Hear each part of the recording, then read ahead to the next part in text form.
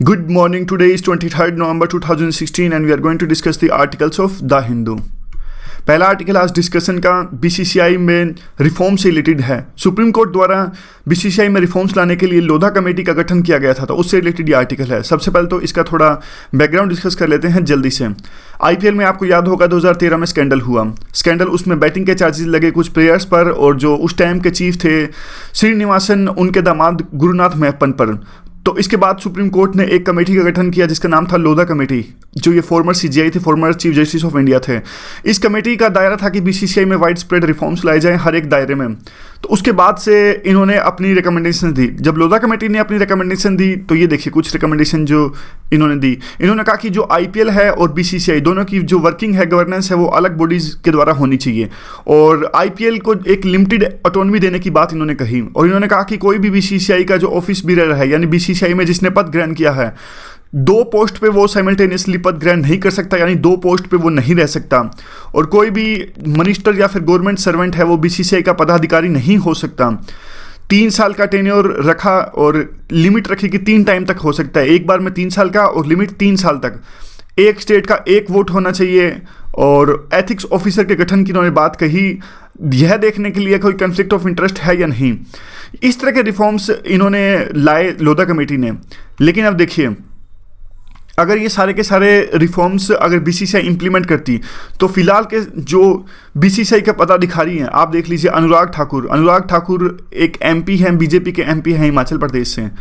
ना सिर्फ अनुराग ठाकुर, और भी बहुत सारे, ऑलमोस्ट सारे ही जो पदाधिकारी हैं वो या तो गवर्नमेंट सर्वेंट्स हैं या फिर आप देखिए पॉलिटिशियंस हैं, ज़्यादातर वैसे पॉलिटिशियंस हैं।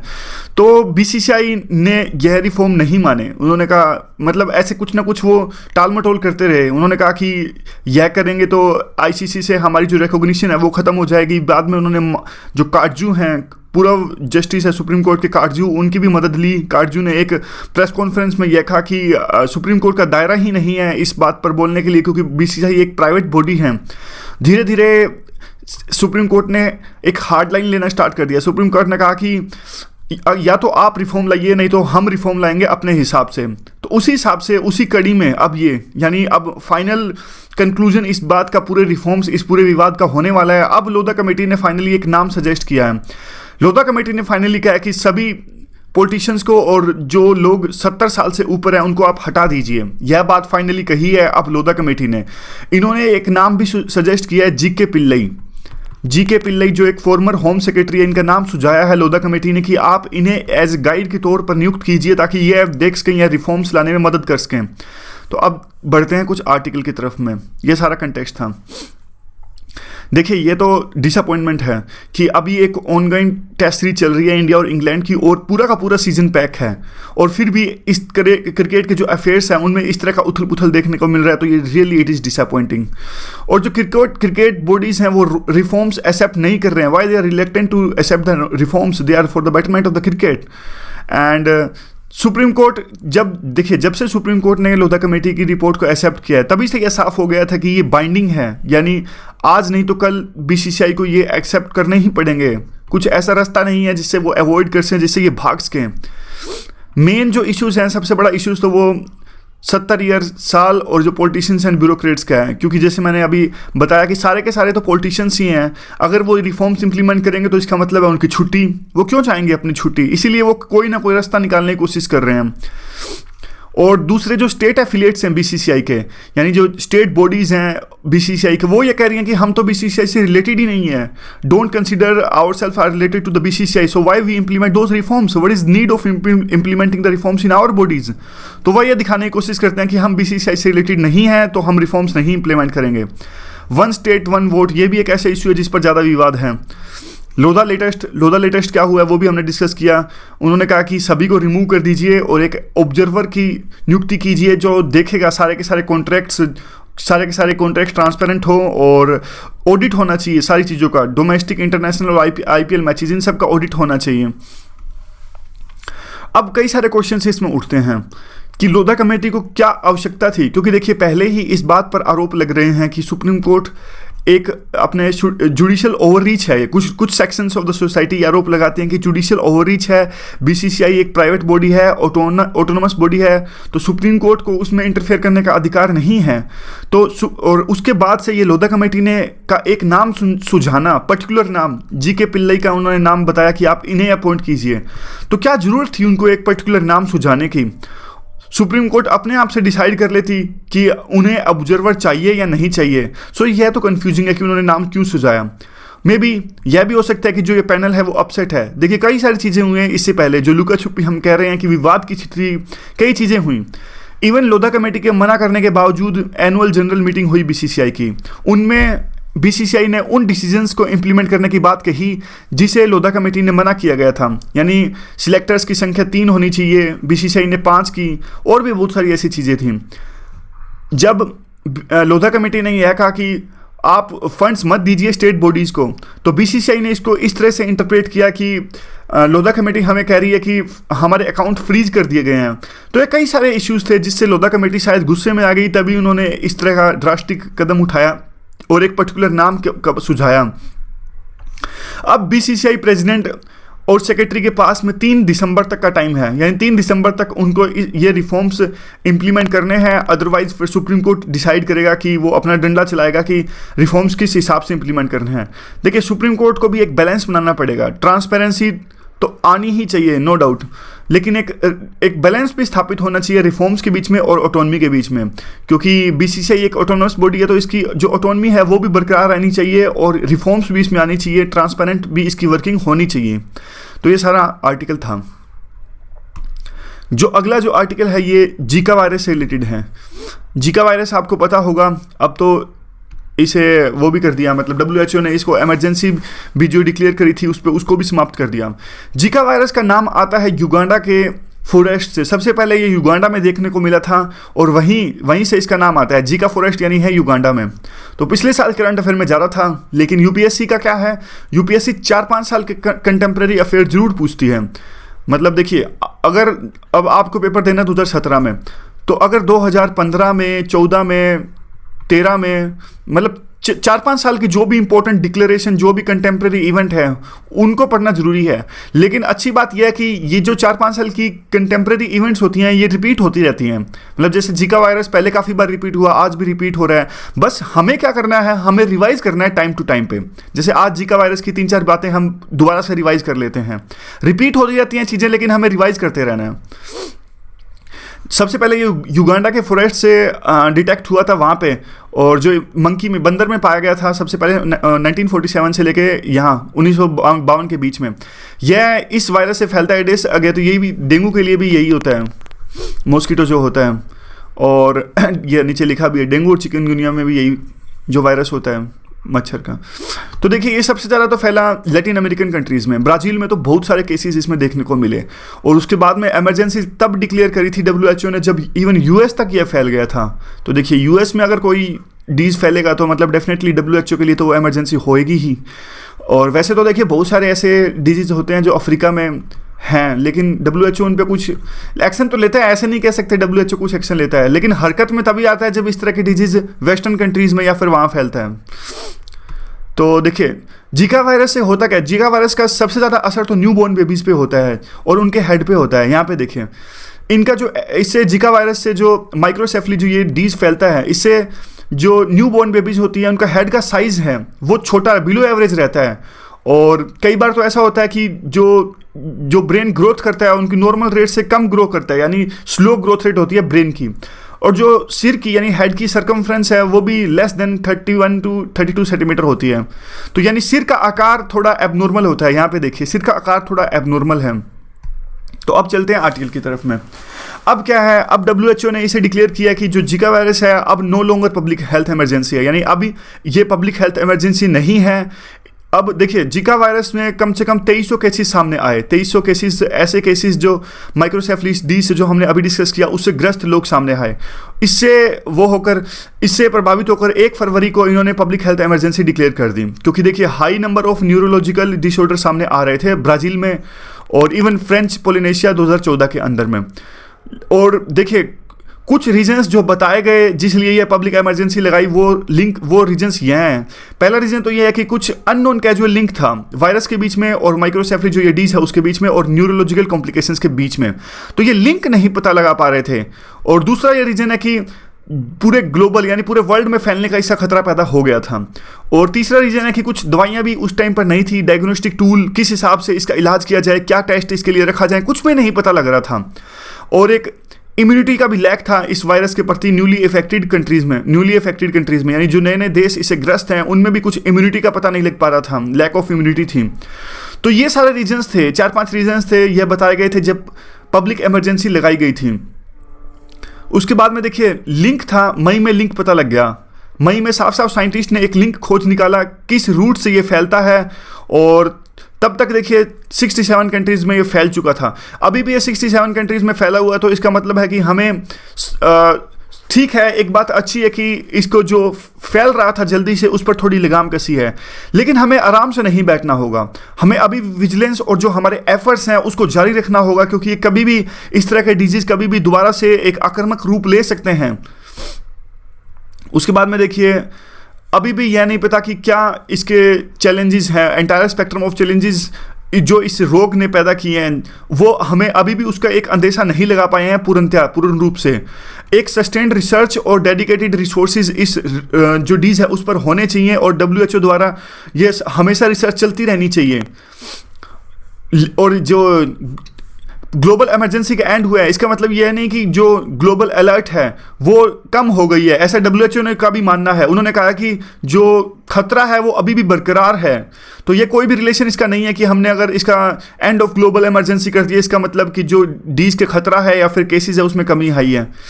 उसके रीजंस अलग थे, क्योंकि क्यों इमरजेंसी लगाई गई थी उस रीजंस में थे कि तब दवाई नहीं थी और लिंक नहीं पता लग रहा था। तो अब लिंक का पता लग गया, कुछ मेडिसिन भी अब आ गई हैं। ये देखिए ग्लोबल सर्च जो है इफेक्टिव मेडिसिन और डायग्नोस्टिक टेस्ट की, वो भी कम नहीं होनी चाहिए, और अवेयरनेस के लिए जो कैंपेन चलाया जा रहा है वो भी चलता रहना चाहिए। देखिए ब्राज़ील का कंपेयर करें, यह भी पता लगाना जरूरी है कि ये डीज ज़्यादा ब्राज़ील में क्यों फैला, मतलब ब्राज़ील में ही इसके सबसे ज़्यादा क्यों केसेस सामने आए। अगर ये लिंक हमें पता लग गया कि ब्राज़ील में सबसे ज़्यादा क्यों फैला, तो ये बहुत ज़्यादा इंपॉर्टेंट होगा अंडरस्टैंडिंग के लिए कि ये डीज क्यों फैलता है और क्या इसके रिपरकशंस होते हैं। ये ट्रेंड अभी भी जाना है। देखिए जब ये डीज फैला था तो मेडिकल जर्नल्स फ्री प्रोवाइड किए गए रिसर्चर्स को, तो ये ट्रेंड अभी भी जारी रहना चाहिए और मेडिकल जर्नल्स फ्रीली शेयर होने चाहिए, ताकि इस जो रोग से रिलेटेड, जीका वायरस के जो डीज है इससे रिलेटेड ज़्यादा से ज़्यादा इंफॉर्मेशन पाई जा सके और ज़्यादा से ज़्यादा रिसर्च की जा सके। तो ये सारा आज का आर्टिकल था जीका वायरस से रिलेटेड। देखिए अगला जो आर्टिकल है वो वही ट्रंप और हिलेरी से रिलेटेड है। पता नहीं क्यों डेली ये ट्रंप और हिलेरी से रिलेटेड आर्टिकल देते हैं। आज भी वही वो कारण खोजने की कोशिश करते हैं, डेली हमारे जो इंटेलेक्चुअल्स हैं वो खोजने की कोशिश करते हैं कि क्यों ट्रंप जीते, क्यों हिलेरी हारी। तो तमाम तरह के लोग अपने अपनी राय देते हैं। कोई कहता है सोसाइटी में गलती थी, कोई कहता है ट्रेंड चला रहा है, कोई इसको बाकी फेनोमेनन से रिलेट करता है, ब्री एग्जिट। तो ये हमारे UPSC से रिलेटेड एक लेवल के बाद में ज़्यादा है नहीं, ये ज़्यादा क्यों जीता क्यों हारे। अगला जो आर्टिकल है ये जेनरिक ड्रग्स और एक डाटा एक्सक्लूसिविटी उससे रिलेटेड ये आर्टिकल है। तो देखिए इस आर्टिकल में क्या है, सबसे पहले तो हम ये डिस्कस करेंगे कि डाटा जो एक्सक्लूसिव क्लोज होता है ये होता क्या है। एक्सक्लूसिव बोलने में दिक्कत आ रही है, एक्सक्लूसिव तो देखिए एक्सक्लूसिव जो ये क्लास होता है ये किस लिए होता है, protection of clinical trials. Protection of clinical trials जो होता है उनको बचाने के लिए होता है। इससे क्या होता है, जो ये बड़ी कंपनीज होती है MNC, तो ये रेगुलेटरी जो बॉडीज़ होती हैं उनको अपने डेटा से क्लिनिकल डेटा है वो सबमिट करती हैं। तो उसके अंदर में एक क्लोज है, ये जो हमारा कॉस्मेटिक्स एक्ट है उसके अंदर में एक क्लोज है कि 4 साल तक, यानी जब ये अपना बड़ी कंपनीज अपना जो डेटा सबमिट करेंगी 4 साल तक, अगर उन जो रेगुलेटरी बॉडीज़ हैं उनका डाटा एक्सेप्ट भी कर लिया और क्लियरेंस मिल गई जो ड्रग को है, 4 साल तक जो इनका डाटा है वो नया ही रहेगा, यानी जो ड्रग है वो नया ही रहेगा। 4 साल तक किसी भी जेनरिक कंपनीज को वो अनुमति नहीं दे सकते उस ड्रग को प्रोड्यूस करने की। यानी ये क्लास डाटा एक्सक्लूसिव जो क्लास है वो IPR से रिलेटेड है, IPR प्रोटेक्शन। तो बस यही है और उससे रिलेटेड आज आर्टिकल है। कंटेक्स्ट क्या है, अब जो डाटा एक्सक्लूसिव क्लोज है इसको गवर्नमेंट ने 4 साल से बढ़ाकर 10 साल बढ़ाने की बात कही है। यानी जो वो ड्रग है, जो ये बड़ी एमएनसीज हैं वो अपना डेटा सबमिट करेंगी अपनी ड्रग रेगुलेटरी अथॉरिटीज़ को, तो इनका जो ड्रग है वो 4 साल तक नहीं बढ़कर 10 साल तक नया रहेगा, यानी न्यू रहेगा, और उस पर जेनरिक जो कंपनीज हैं वो नहीं प्रोड्यूस कर सकती, यानी वो अपना नया क्लिनिकल डेटा प्रोड्यूस करके अनुमति नहीं ले सकती। तो थोड़ी ज़्यादा क्लियरिटी आपको अब आएगी, आर्टिकल के अंदर में आएगी। देखिए कंटेक्स्ट तो यही है कि गवर्नमेंट ने इसको बढ़ाकर 4 साल से 10 साल करने की बात कही है। और इंडिया हमेशा से जो यूएस है और ईयू है इनके प्रेशर को रेसिस्ट करता है, क्योंकि देखिए सारी की सारी जो बड़ी कंपनीज हैं, ड्रग मेकिंग कंपनीज हैं, ज़्यादा अच्छी रिसर्च तो वहीं है ना, यूएस और ईयू में ही तो ज़्यादा रिसर्च होती है, वहीं ज़्यादा रिसर्च के लिए पैसे दिए जाते हैं। तो ये जो ड्रग कंपनीज हैं ये सारी की सारी इनकी है। तो इंडिया हमेशा से बात करता है कि जेनरिक ड्रग्स प्रोड्यूस होनी चाहिए और ये जनता के लिए अच्छा है, और हमारे देश में पॉवर्टी बहुत ज़्यादा है, तो हमेशा हम इनके एफर्ट्स को रेसिस्ट करते हैं। इस जो अब हम जिस एक्ट की बात कर रहे हैं वो drug and cosmetics act, DCA act में जो ये क्लोज है, डाटा एक्सक्लूसिव क्लोज है। अब देखिए, अब ये वही बात जो हमने अभी डिस्कस करी, जो है जो ड्रग है वो नया ही रहेगा even after drug is approved. अगर जो अथॉरिटी है ड्रग्स एंड कॉस्मेटिक एक्ट के अंदर, जो भी ड्रग रेगुलेटिंग अथॉरिटी है वो इनके ड्रग को एक्सेप्ट भी कर लेती है, अप्रूव भी कर देती है आफ्टर उसके बाद में, प्रोसेस के बाद में, ये पूरी प्रोसेस कंप्लीट होने के बाद में। प्रोसेस क्या होती है, देखिए प्रोसेस ये होती है, इन एमएनसीज कंपनीज को क्लिनिकल ट्रायल करने होते हैं, इनको क्लिनिकल ट्रायल करने होते हैं, और उसके बाद में ये सारा लोकल क्लिनिकल ट्रायल का डेटा है वो रेगुलेटरी बॉडी को सबमिट करती हैं। और उसके बाद में देखिए, उसके बाद में क्या होता है कि ये अगर जो बॉडीज़ हैं वो जो ये सारा का सारा डेटा इनका एक्सेप्ट भी कर लें कि मान ले कि हाँ भाई आपने जो रिसर्च करी है सही है और आपका ड्रग भी सही है, आपके ड्रग का बायोमोलिक्यूल का कोई भी साइड इफेक्ट नहीं है जनता के ऊपर में, यानी ड्रग अप्रूव हो गया, फिर भी जो इनका ड्रग है वो 4 साल तक नया ही रहेगा, यानी 4 साल के अंदर में कोई भी जेनरिक कंपनी इसे प्रोड्यूस नहीं कर सकती। तो बात यही है, दोबारा से मैं आपको बताता हूँ। अब कंटेक्स्ट ये 4 साल की जो लिमिट थी, अब प्रपोजल ये है कि इसको 4 साल को बढ़ाकर 10 साल कर दिया जाए, तो इससे बड़ी एमएनसी कंपनीज को फायदा होगा। देखिए ये राय यह दी जाती है कि कहा यह जाता है कि इन कंपनीज को प्रोटेक्शन मिलना बहुत ज़रूरी है। प्रोटेक्शन मिलना ज़रूरी है क्योंकि देखिए अगर इनको फ़ायदा नहीं होगा, कॉमर्शियल बेनिफिट इनको नहीं होगा, तो ये क्यों प्रोड्यूस करेंगी। कोई ना कोई कॉमर्शियल बेनिफिट तो होना चाहिए ना, तो कॉमर्शियल बेनिफिट होगा अगर इनको कुछ फ़ायदा मिलेगा, यानी जैसे पेटेंट में होता है, पेटेंट में 20 साल तक कोई नया ड्रग्स नहीं बन सकता, ऐसे ही इसमें अब इसको 4 साल से बढ़ा के 10 साल तक होना चाहिए, ताकि ज़्यादा फ़ायदा इसको एमएनसी कंपनीज को हो और ये ज़्यादा से ज़्यादा मोटिवेटेड और एंकरेज हो नए ड्रग्स पैदा करने के लिए, नए ड्रग्स प्रोड्यूस करने के लिए।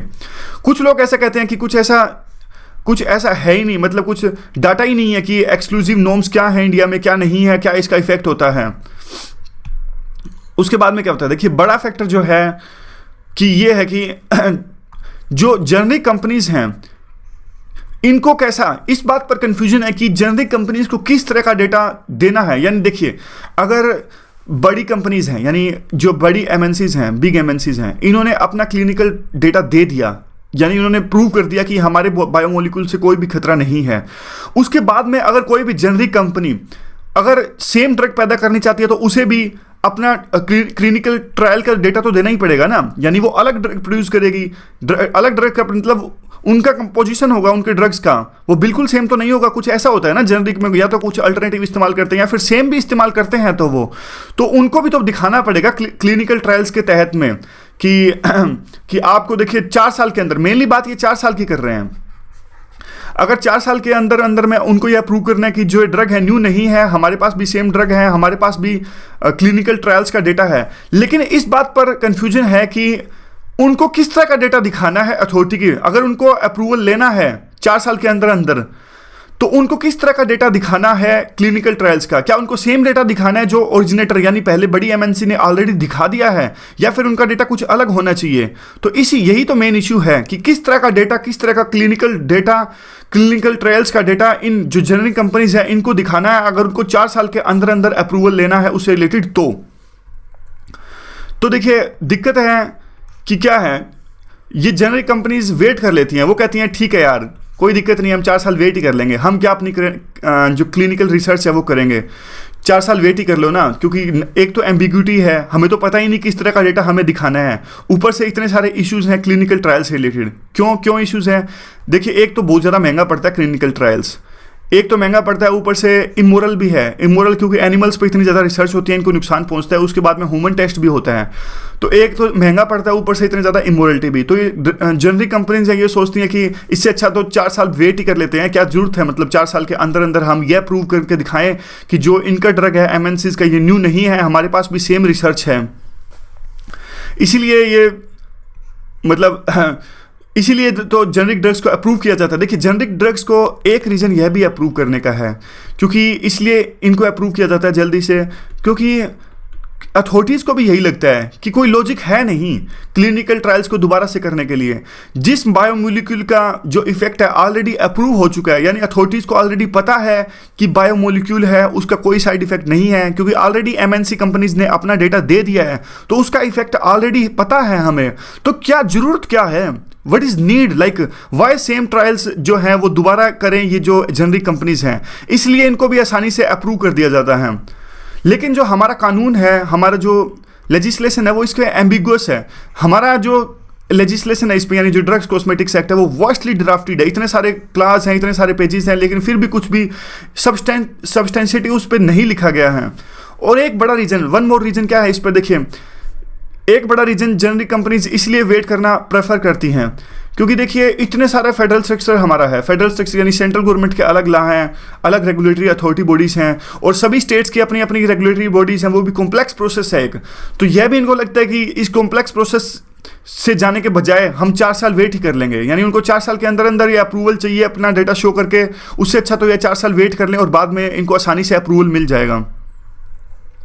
अब देखिए, पार्लियामेंट्री कमेटी की एक रिपोर्ट आई थी जिसमें कहा था कि जो सेंट्रल रेगुलेटर जो है DCGI, यह तो देखिए इंसिस्ट भी नहीं करता अलग क्लिनिकल ट्रायल्स का, यानी बहुत ही लिबरल प्रोसेस इसकी है। ऊपर के बाद में जो 4 साल का डिले होता है उसको बढ़ा के अब 10 साल किया जा रहा है। तो देखिए ये क्वेश्चन उठता है, ये जिन्होंने आर्टिकल लिखा है वो क्वेश्चन उठाते हैं। देखिए, बात तो यह उठती है कि आप 4 साल को भी मना कर दें कि डे 1 से ही जेनरिक ड्रग्स को अनुमति होनी चाहिए, ये कंपनीज अपने जेनरिक ड्रग्स बनाए जा सके, क्योंकि गरीबों के लिए होती हैं ये ड्रग्स और गरीबों का इसका फ़ायदा सबसे ज़्यादा होता है। और आप कर रहे हैं उल्टा, यानी 4 साल से इवन डे 1 से करने के बजाय आप इसे बढ़ाकर 10 साल कर रहे हैं। तो ऐसा क्यों किया जा रहा है? यानी करना तो देखिए आपको डे 1 से ही कर देना चाहिए, 4 साल का क्लास भी खत्म होना चाहिए, यानी जेनरिक कंपनीज को 4 साल वेट ना करना पड़े, और आप इसे बढ़ाकर 10 साल कर रहे हैं। और करना चाहिए आपको 0 टाइम लिमिट, यानी आप डे 1 से इसको कर सकें। तो देखिए, जो ड्रग रेगुलेटर हैं वो बहुत ज़्यादा इनडिफरेंट होते हैं, देखते नहीं है क्या इसके इफेक्ट होंगे और गरीबों को इससे कितना फ़ायदा कितना नुकसान होगा। तो मेजर गैप्स हैं हमारे कानूनों के बीच में, जो हमारे लेजिस्लेशंस हैं, जो कानून है, रूल्स हैं, उसके बीच में मेजर गैप्स हैं। उसको दूर करने के लिए देखिए उन गैप्स को सबसे पहले तो ये कंपनीज, जो बड़ी MNC कंपनीज है, वो बहुत एक्सप्लॉइट करती हैं, यानी उसका फ़ायदा उठा के अपने फ़ायदे के लिए, यानी सोसाइटी के खिलाफ में होता है और अपने फ़ायदे के लिए इसे इस्तेमाल करती हैं। उसके खिलाफ में जो एडिटोरियल लिखे हैं, इन्होंने PIL फाइल की थी और PIL इनकी एक्सेप्ट नहीं हुई, सुप्रीम कोर्ट ने उसको सुनने से ही डिक्लाइन कर दिया। तो इसलिए ये आर्टिकल लिखने वाले थोड़े दुखी हैं। और ये सारा आज का आर्टिकल था इससे रिलेटेड, क्लिनिकल ट्रायल से रिलेटेड। अगला जो हम आर्टिकल डिस्कस कर लेते हैं वो है रेलवे सेफ्टी से रिलेटेड। रेलवे सेफ्टी से रिलेटेड हमने कल 4-5 पॉइंट्स डिस्कस किए थे, जैसे कि ऑडिटिंग होनी चाहिए, कंपलसरी फ्रीक्वेंट ऑडिटिंग होनी चाहिए, एक जो रिस्ट्रक्चरिंग होनी चाहिए, और असेसमेंट होनी चाहिए कहाँ कहाँ गलती हुई। ये सारे कल पॉइंट्स हमने डिस्कस किए थे। तो आज कुछ भी जो भी एक्स्ट्रा पॉइंट्स हैं वो हम डिस्कस कर लेते हैं। पहले तो वो यही लिखते हैं कि एक्सीडेंट हुआ, इमोशंस पे नहीं खोलना चाहिए, और एक ऑब्जेक्टिव एनालिसिस होना चाहिए। देखिए, ये कहते हैं कि अभी इमोशंस हाई हैं, यानी अभी अभी एक्सीडेंट हुआ है, तो अभी एक्सीडेंट हुआ है तो अभी इमोशंस थोड़ा ज़्यादा हाई हैं, बजाय इसके कि हम फायर फाइटिंग करें, एक फॉर्मेलिटी पूरी कर दें कि हाँ भाई पब्लिक परसेप्शन को दूर करने के लिए कि सरकार कुछ कर रही है। एक ऑब्जेक्टिव एनालिसिस होना चाहिए, फैक्ट बेस्ड एनालिसिस होना चाहिए कि आखिरकार ये एक्सीडेंट्स क्यों होते हैं और पास्ट से हमने क्या लेसन सीखे हैं और आगे कैसे, कौन से ऐसे स्टेप्स हैं जिनको अगर इंप्लीमेंट किया जाए तो आगे इन एक्सीडेंट्स को बढ़ने से रोका जा सकता है। तो एक ऑब्जेक्टिव एनालिसिस होना चाहिए। देखिए, फिर इन्होंने एक बात उठाई है कि एक्सीडेंट एंड कैजुअलिटीज़ की, कि कई बार एक्सीडेंट ऐसे होते हैं कि देखिए, इस एक्सीडेंट का ही वो एग्जांपल लेते हैं, केस स्टडी लेते हैं कि इस बार जो ये एक्सीडेंट हुआ ये एक फ्लैट टेरेन पे हुआ, यानी जहाँ एक्सीडेंट हुआ वहाँ ना तो कोई माउंटेन एरिया या फिर कुछ क्लाउड एरिया था, तो अधिकतर केसेस में जब भी एक्सीडेंट होता है तो इतनी ज़्यादा कैजुअलिटीज़ नहीं होती हैं, लेकिन इस एक्सीडेंट में कुछ ज़्यादा कैजुअलिटीज़ हुई हैं डीरेलमेंट के बाद में। तो कमिश्नर ऑफ सेफ्टी को यह भी पता लगाना चाहिए कि, और लगाएंगे भी वो, कि क्यों इस एक्सीडेंट में ज़्यादा कैजुअलिटीज़ हुई और क्यों, मतलब इस तरह का केस क्यों सामने आया। और फिर जो हाई अथॉरिटीज़ के द्वारा कहा गया कि guilty would not be spared, लेकिन अब देखिए इस बात से क्या पता लगता है guilty would not be spared? इस बात से तो यह पता लगता है कि ऑलरेडी उन्होंने यह अज्यूम कर लिया है कि इट्स हु नॉट व्हाट, यानी कोई ना कोई बंदा, कोई ना कोई पर्सन इस एक्सीडेंट के लिए रिस्पॉन्सिबल है। उनकी इस बात से तो यही पता लगता है। वो यह नहीं देख रहे कुछ पूरा जो स्ट्रक्चर है वो भी रिस्पॉन्सिबल हो सकता है, यानी पूरा का पूरा एक सिस्टम भी रिस्पॉन्सिबल हो सकता है। और देखिए जब भी ये एक्सीडेंट होते हैं, ये एक्सीडेंट एक कम्युलेटिव फेलियर का नतीजा होते हैं, यानी एक बंदे की गलती नहीं होती, कम्युलेटिव फेलियर होते हैं। यानी कम्युलेटिव फेलियर का एग्जांपल मैं आपको दूं, इसका एग्जांपल यह है कि ऐसा हो सकता है कि फंड्स ना रिलीज़ किए हों, हो सकता है कि निचले लेवल पर काफ़ी गलतियां बताई गई हों लेकिन ऊपरले लेवल ने इंप्लीमेंट ना की हों, हो सकता है कि देरी हुई हो उसमें, हो सकता है कि जो गलतियां उन्होंने बताई उस पर प्रॉपर असेसमेंट ना की गई हो।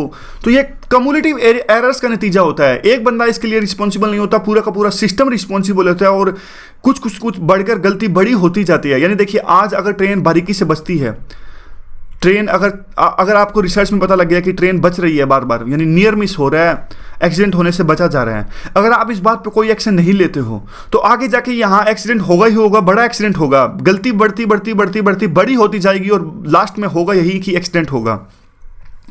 तो इनसे सबक लेते हुए कोई भी सिस्टमैटिक एनालिसिस यहाँ पर नहीं होता है। तो सिस्टमैटिक एनालिसिस जरूर होना चाहिए इसका। बाद में ये क्वेश्चन उठाते हैं, देखिए जो रेलवे है वो ब्यूरोक्रेटिक बॉडीज है, ब्यूरोक्रेटिक ऑर्गेनाइजेशन है। जो यहाँ इंफॉर्मेशन फ्लो करती है वो एक डिपार्टमेंट रूट से फ्लो करती है, यानी एक जो भी इंफॉर्मेशन फ्लो करेगी उसमें टाइम लगता है, डिपार्टमेंट में से फ्लो करेगी। तो एक रेड टेपिटिज्म तो नहीं कह सकते, मतलब आप एक तरह से कह सकते हैं कि फाइलों में बात दब के रह जाती है। ऐसा सही में होता है। मैं आपको बताता हूँ, एक पर्सनल केस स्टडी आपको बताता हूँ मैं। देखिए प्राइवेट कंपनीज में क्या होता है, प्राइवेट कंपनी जो सॉफ्टवेयर कंपनीज में, यहाँ कैसे इशू आगे बढ़ते हैं। यहाँ कोई भी आपको चीज़ में रेक्टिफिकेशन करवानी होती है तो प्रोसीजर क्या होता है, देखिए ये हायरार्की है, ए और बी, नीचे आता है उसका बी। अगर बी को कोई चीज़ चेंज करवानी है तो क्या होगा, बी ए को मेल लिखेगा। अगर कोई थर्ड पार्टी इन्वॉल्व है, अगर सी, तो उसको भी सीसी में डालेगा, यानी बी ए को मेल लिखेगा और सीसी में डालेगा सी को, यानी बी ने ए को मेल लिखी और सी को भी साथ साथ पता लग गया कि कुछ चेंजेस हो रहे हैं, और ए का भी उसी विदिन 1 आवर रिप्लाई आता है कि yes it is approved and now you can proceed. ऐसे चेंज होता है मिनट में, 1 घंटे में चेंज हो गया, कोई रेक्टिफिकेशन हुई। अब मैं आपको दूसरा एग्जाम्पल देता हूँ। गवर्नमेंट में ये पर्सनल देखा हुआ एग्जाम्पल है, मतलब देखिए सारे गवर्नमेंट डिपार्टमेंट्स एक जैसे नहीं होते।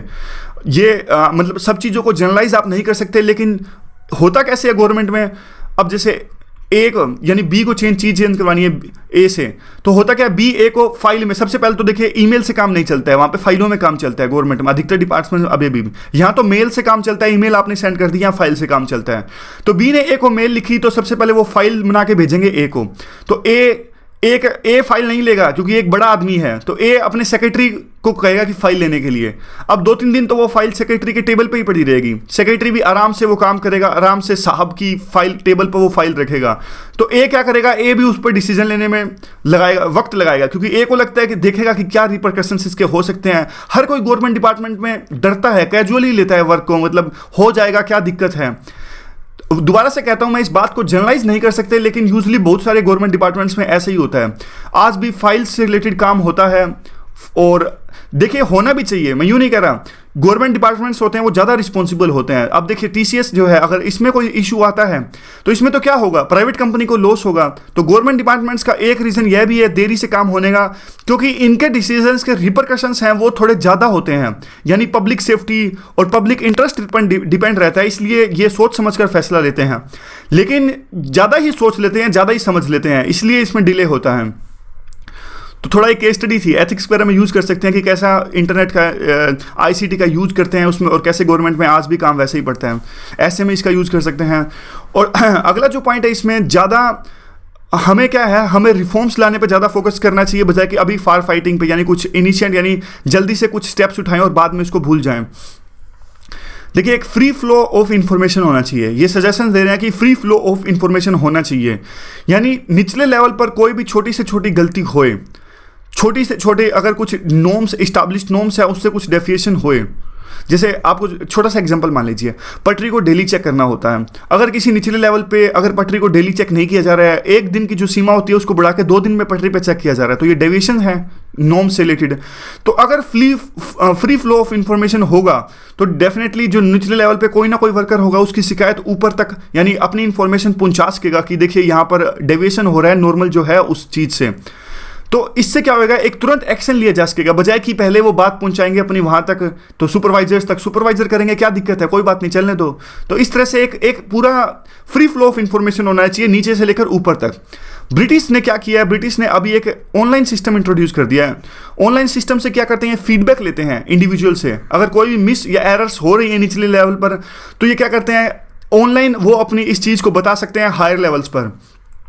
इसके बहुत से फायदे होते हैं। देखिए, एक तो कॉन्फिडेंशियलिटी मेंटेन रही, कॉन्फिडेंशियल रहेगा पूरा का पूरा सिस्टम, बंदे का नाम नहीं पता लगेगा कौन जिस बात का खुलासा वो कर रहा है। दूसरा, रियल टाइम बड़े लेवल्स पर ऊपर के लेवल्स तक इंफॉर्मेशन मिल जाएगी। और देखिए कोई भी डिफिकल्टी भी नहीं आएगी, सिस्टम पूरा का पूरा इंप्रूव हो जाएगा। अब अगला जो क्वेश्चन उठाते हैं वो इन्वेस्टमेंट का उठाते हैं। ये कहते हैं कि सभी लोग कहते हैं, सारे जो इंटेलेक्चुअल्स लोग हैं एक ही बात कहते हैं कि आप रेलवे की सेफ्टी में इन्वेस्टमेंट बढ़ाइए। ये कहते हैं ठीक है इन्वेस्टमेंट तो आप बढ़ाइए, लेकिन आप रिजल्ट पर फोकस नहीं कर रहे हैं। पहले जो आपने इन्वेस्टमेंट बढ़ाई है उसका क्या रिजल्ट हुआ, आप एक रिसर्च तो कीजिए कम से कम कि जो इन्वेस्टमेंट पास्ट में करी थी उसका क्या रिसर्च हुआ। फिर ये एग्जाम्पल बताते हैं कि 2001-3 में उस टाइम पे HR खन्ना की कमेटी की रिपोर्ट आई। उस HR खन्ना की कमेटी की रिपोर्ट में 17,000 करोड़ दिए गए रेलवे की सेफ्टी के लिए और सिस्टमेटिक ढंग से काफ़ी चीज़ें की गई। तो उससे फ़ायदा क्या हुआ, जो डीरेलमेंट है वो रिड्यूस हुई। ये डाटा भी दिया इन्होंने, 0.44 से घटकर 0.13 रह गई। डाटा तो इंपॉर्टेंट नहीं है, याद नहीं रहेगा। तो इनका कहना यह है कि मेनली उससे फ़ायदा यह है कि जो डीरेलमेंट है उसमें कमी आई। लेकिन एनालिसिस तो क्या किया है, एनालिसिस तो आपने कुछ किया ही नहीं। क्यों वो डीरेलमेंट में कमी आई, क्या अच्छा इस कमेटी ने किया, 17,000 करोड़ कहाँ इन्वेस्ट हुए कि डीरेलमेंट में इतनी कमी आई 2013 तक। उसके बाद से बढ़ रही है, देखिए 13 तक कमी आई, 14, 15 और 16 यहाँ डीरेलमेंट बढ़ रही है। तो कुछ सिस्टमेटिक रिसर्च होनी चाहिए ना, जो भी आप चीज़ें इंप्लीमेंट कर रही हो, अच्छी हो बुरी हो जो भी हो, कम से कम आपको पता तो लगना चाहिए कि जो आप स्टेप्स लगा रहे हो। जैसे हम पढ़ते हैं, हम क्या पढ़ते हैं, एक पर्टिकुलर बुक पढ़ते हैं, फिर देखते हैं कि यूपीएससी के पेपर में वो क्वेश्चन आया कि नहीं आया, तो हमें पता लगता रहता है ये बुक कितनी काम की है, कितना फ़ायदा हो रहा है, कितना नुकसान हो रहा है। तो हम हिट एंड ट्रायल लगा लेते हैं, हमारे दिमाग में चलता रहता है। ऐसे ही तो सबसे बेसिक चीज़ है, अथॉरिटीज़ को भी ऐसा ही करना चाहिए, कुछ एक पता होना चाहिए कि क्या फ़ायदा नुकसान हो रहा है। लेकिन देखिए, बहुत सारी एक्सीडेंट्स के बाद में बहुत सारी कमेटीज़ आती हैं, बहुत सारी कमेटीज़ अपनी अपनी रिपोर्ट्स देती हैं, लेकिन होता क्या है, वो कमेटी की रिपोर्ट इंप्लीमेंट नहीं होती, बस धूल पे धूल जमा होती रहती है, लेकिन कमेटी की रिपोर्ट्स है वो इंप्लीमेंट नहीं होती। तो बजाय इसके कि एक नई कमेटी बनाई जाए, बस यही देखना चाहिए कि पास्ट में जो कमेटीज़ बनाई गई थी और उसके बाद से एक नई कमेटी बनाई जाए कि क्या फेलियर रही और अब क्या रिफॉर्म्स की ज़रूरत है। तो ये सारे आज के आर्टिकल्स थे, और PDF आपको चाहिए तो नीचे दिए गए डिस्क्रिप्शन बॉक्स पर आप सब्सक्राइब कर सकते हैं, PDF आपको मिल जाएगी। So thanks very much for listening.